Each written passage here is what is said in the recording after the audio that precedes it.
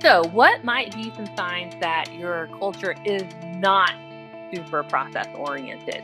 Well, you'll probably see just unpredictability, just uneasiness in your business. Your results are maybe pretty different every time you maybe look at your financial reports or any kind of metrics that you may be measuring. They're just all over the place. Hello, I'm Brandi Marek, a senior business advisor here at Ferguson Alliance. And today we're going to talk about culture and process. All right, so what might be some signs that the culture is not oriented to process? Well, if you're doing any kind of metric or looking at your financials, likely what you're going to start seeing is that the results are very different every time you look at them. Very unpredictable. You don't really know what you're going to get. You're trying to figure out like what's going to happen when it shakes out. If you were more process oriented, those are going to be a little more in line. Secondly, the team is going to be unsure of how they can make improvements to the process, or they're going to be unsure if what they're doing is even correct.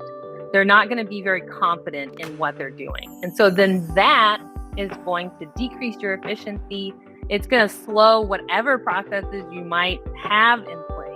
And it's just going to really create some chaos, either internally, externally, or both. And then lastly, what you might be experiencing or feeling is that the priorities often change. If you're not a process-oriented culture and organization, then everything's going to feel like an emergency because you don't have the intentionality behind what you're doing.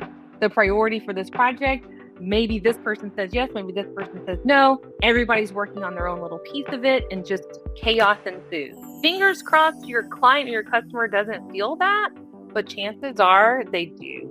And so that's what you really want to be mindful of, is that your goal at the end of the day is that you're creating value for your client or your customer.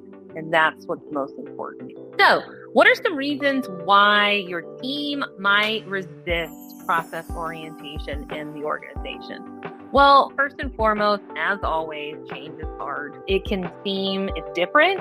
And so at first it can seem scary, unnecessary, a waste of time, just slowing them down, right? And so they're just going to resist that at first. Secondly, if not implemented correctly, process orientation can just really make life harder.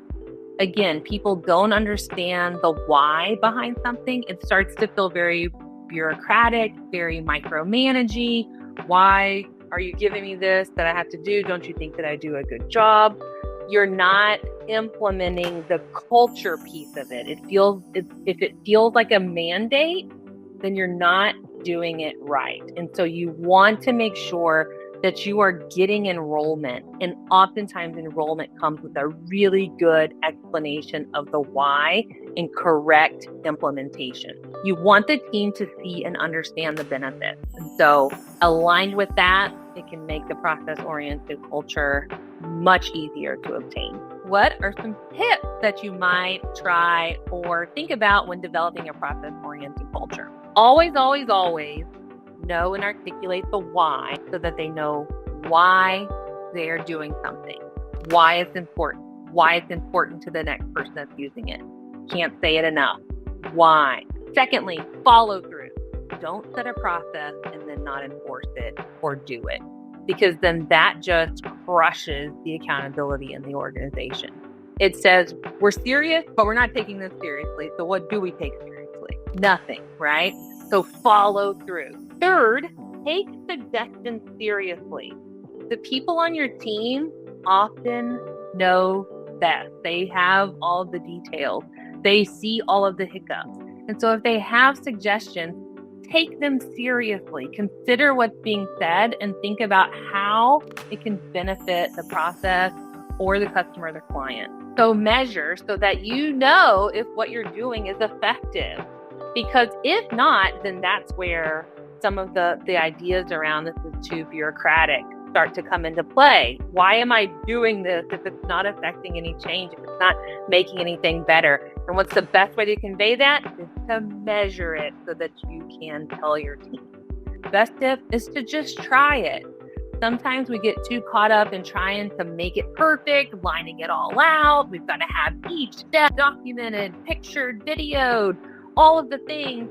And then we spend like 12 months doing that instead of just trying to get it going and kind of creating it as you go along. So don't let perfection get in the way of progress. And as always, the other best step is to reach out for a third-party perspective on your process, on your process orientation. That's exactly what we're here to do and help you with. And we also have some free resources on our website if you want to check those out.